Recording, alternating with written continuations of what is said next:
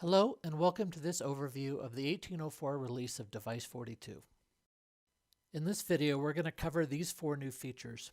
There are a few other enhancements in this release as well that I'll touch on at the end of this video, but these are the ones that we'll be highlighting here. First up is our new EnrichAI service. This is the first of a series of capabilities meant to improve the quality and value of your discovered data. This initial release provides standardized values for operating systems and vendor names.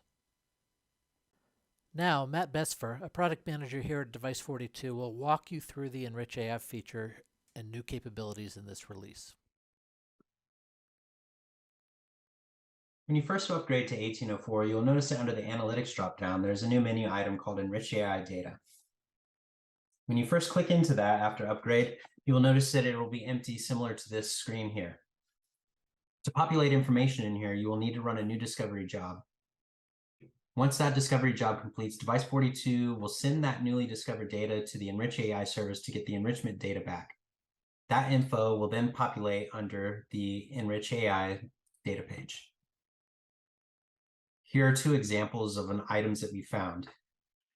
We can click into here, and you can see that the information on the top is matching the golden record that we have matched with this.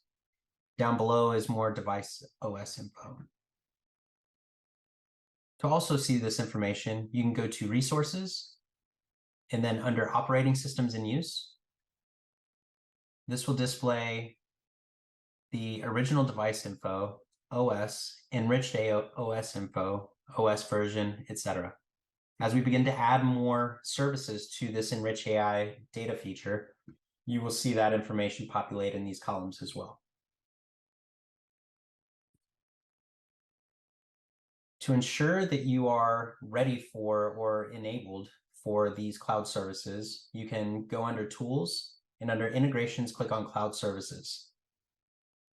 This will give you an indication if your cloud service ready and which services you have enabled. Next up, Matt will demonstrate some enhancements to the Affinity Group user interface. When upgrading to 1804, you will notice a few Affinity Group improvements to the chart search and display, which makes it easier to find and view the chart elements. We will select this group, and we will click the chart, which will bring us to the chart. And you can see the summary panel on the left, where you can highlight dependencies, or you can also search within to highlight individual dependencies. You also have the ability to click on the time setting button to the right side of the chart to display the Affinity Group timeline, which can be used to display changes to the Affinity Groups at specific points in time.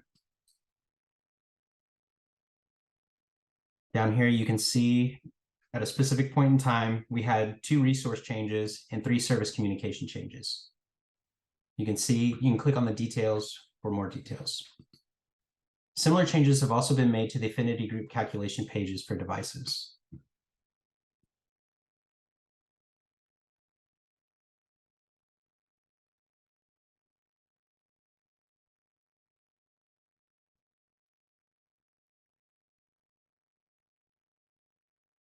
You'll notice here that we selected the F5 device, and now that we have the summary panel on the left, we can go and do the same functions such as highlighting or searching.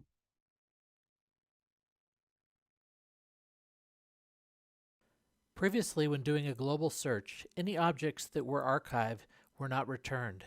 This could cause some confusion in cases where you might be unaware a device was archived and therefore was not returned in the results.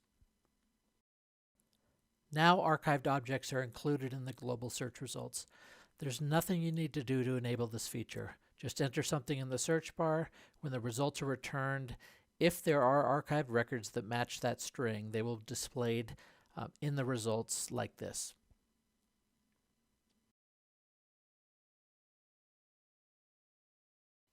Lastly, we've made a small change when creating new discovery jobs. Previously, when creating a new discovery job, the remote collector selection defaulted to local collector. Often users would leave this default, and which could cause some performance issues or unexpected results in your discovery jobs. So now when you create a new discovery job, the value must be explicitly set. If you don't set it, a message will be displayed asking you to go ahead and select an item from the list.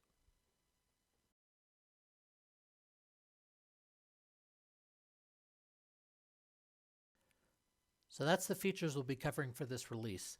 As I mentioned earlier, there are a few other changes and enhancements in 18.04.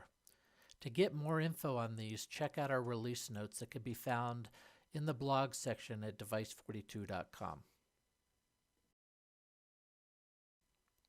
Hopefully you found this helpful, and we look forward to your feedback.